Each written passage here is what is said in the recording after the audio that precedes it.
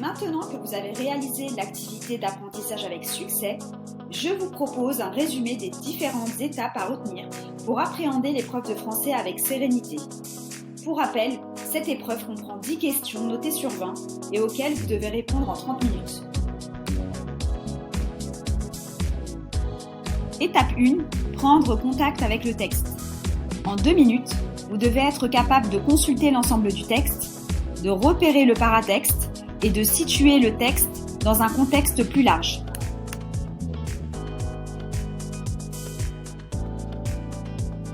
Étape 2, identifier le thème du texte et les idées essentielles. Après le survol, vous allez lire le texte de manière approfondie. Pour cela, privilégiez la méthode du questionnement. Qui parle, à qui, où, quand, comment, pourquoi. Vous pourrez ainsi mieux comprendre la thématique et les idées essentielles. Étape 3. Décomposer le texte et reformuler les idées essentielles. Pour cela, affinez l'analyse en repérant les liens logiques, comme par exemple « tout d'abord » ou « cependant ». Puis, repérez les idées et les arguments. Le thème fait souvent référence à une notion ou à un fait de société.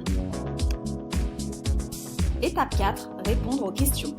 Le jour de l'examen, l'énoncé pourra comporter différents types de questions.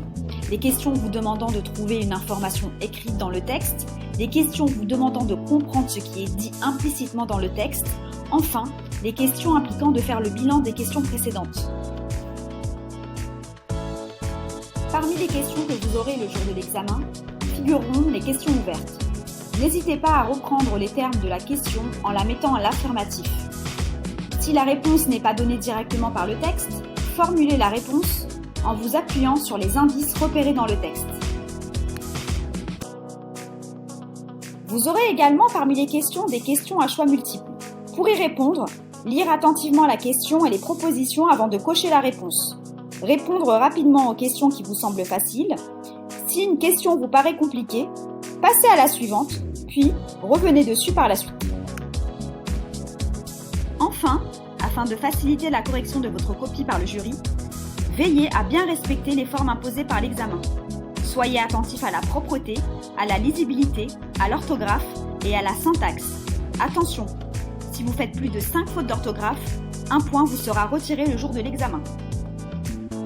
Voilà, vous savez tout maintenant. N'oubliez pas que l'objectif de cette épreuve est avant tout d'évaluer votre capacité d'expression et de compréhension en langue française.